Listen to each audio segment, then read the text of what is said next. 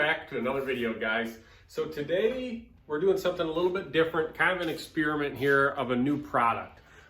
This is the Fuller grinding attachment from OBM, and it comes with a half inch contact wheel, and this is for grinding fullers or whatever you want to call them into blades. I think that this machine right here is best suited for maybe a little bit larger blades, not real small ones. But we're gonna test it out today. I have not even tried this thing yet.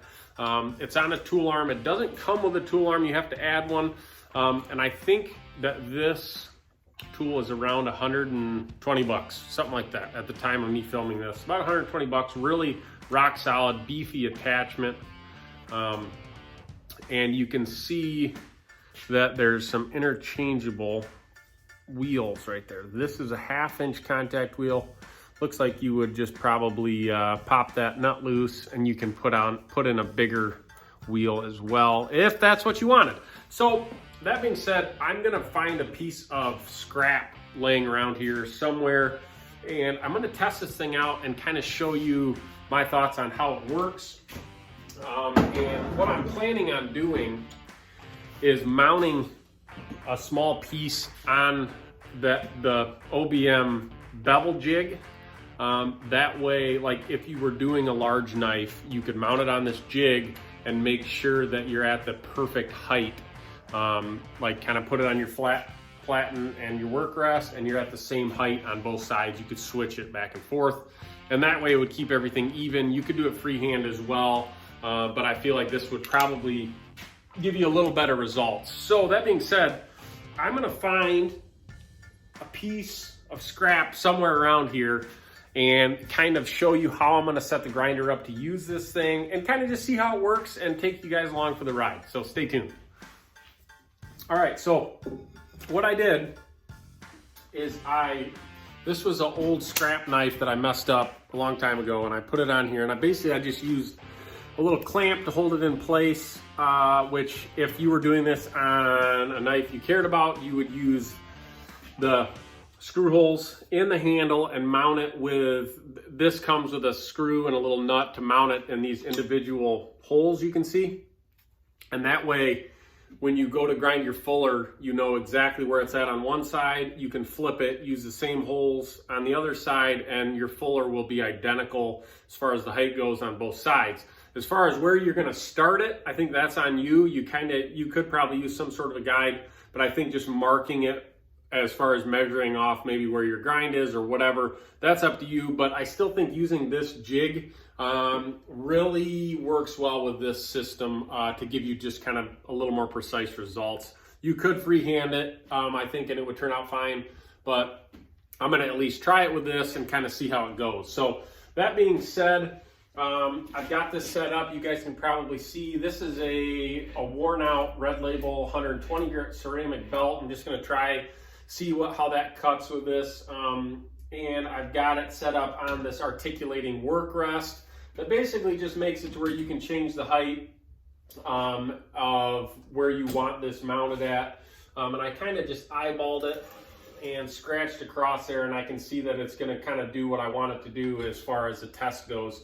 Like I said, this is a scrap blade, so it doesn't have to be perfect. I just really want to see how this thing cuts, how it performs, and that way I know that when I do build a blade that I really want this fuller on, I'm a little more confident in it. And I figured this would be kind of a cool way to show you guys just immediate setup. I've never messed with it before, and you can kind of see the results that you get with this tool. So that being said, I'm gonna fire up the grinder. I'm gonna do it slow, probably on about 20% power, see how this 120 grit belt cuts, and probably just film it and see what you guys think, and let's do it.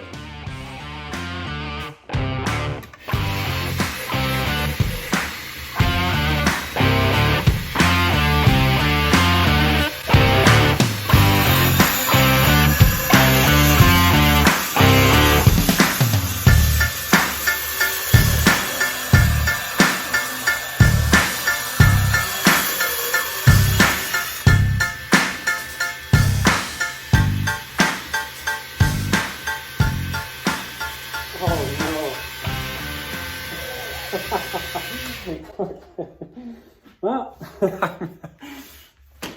well, I messed up there. I didn't have my my clamp down tight enough, and it did 2 different slots. So I'm gonna I'm gonna flip this blade over, and you can see I didn't even have it clamped down tight enough. So I'm gonna flip it over, and we're gonna try on the other side and see how it works.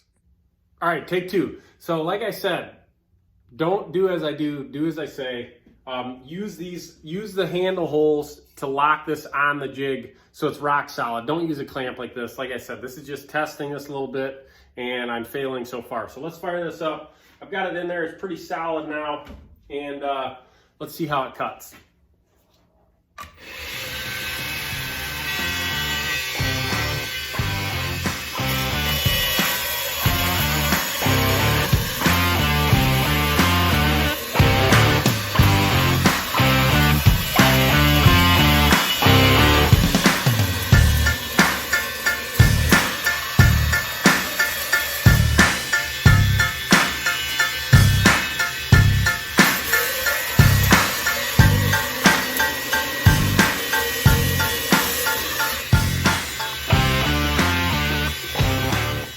All right, so I just did a couple quick passes with this thing. Like I said, 120 grit belt, it's kind of worn out, and this is actually a hardened blade already as well. Cut really fast, really easily. I think that if you did it for, you know, your final finish, you could probably bring it up to maybe 400, and you could even hand sand it a little bit. But you can see it's really nice. I think that's something you're gonna have to watch is kind of where you started at.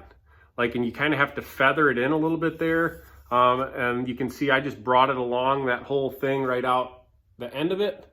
And you can see I did it deep enough to where you could do it on both sides. And this is a pretty thin blade, and it looks sweet. So something I was worried about is I thought that 1/2-inch wheel looked kind of big. I wasn't sure how it would work for some smaller blades, but after using it, you can see that that little slot is actually really small. It's probably, you know, maybe 3/8 of an inch, if that, with how deep I went in, probably less than that.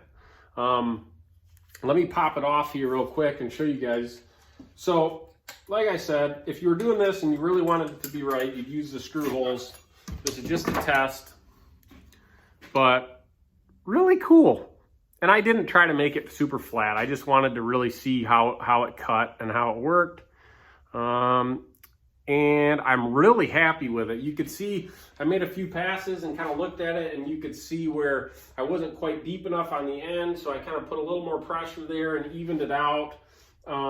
But overall, this thing's really, really awesome. And I think that for, like I said, I think this thing's about 120 bucks. I'm gonna try to incorporate it maybe even into some designs I have right now, because of how small and crisp and clean that fuller is. I don't like when you see those big fullers on knives that just don't look right, but that little crispy one is awesome. So that being said, if you guys have any questions for me on this thing, I'm sure I'll be putting out, don't ask about what happened with this knife either, okay? That's a long, sensitive subject there. But I'll be sure to probably put out some more content using this thing, especially once I get a blade designed specifically how I wanted to use this thing. So I'm really excited about that. So make sure you kind of stay tuned. Make sure you subscribe for some more content on that. And overall, you know, it took me 5 minutes to set this thing up. It's way cheaper than having to buy one of those benchtop mills to have to put these in. I think it's a great tool at an affordable price to be able to add fullers to your knives, and it's as easy as that. So hopefully you guys learned something from this video. Overall, I love it so far. Like I said, I'll put up some more stuff in the future once I really get this thing dialed in. It was kind of like, if you guys are subscribed to this channel, you know how I felt about this bevel jig right away. It wasn't super great, and now I love it. And a lot of stuff is just getting used to it, and you can see There was almost no getting used to this. It worked perfect first time. As long as your setup's correct, you're good to go. So that being said, guys, hope you guys learned something. Like this video. I'm going to put a link in the description to everything I used today. Well, at least this jig and everything I can find, but I'll put a link below for it. And yeah, drop a comment. Let me know what you think. And like always, guys, thanks for watching.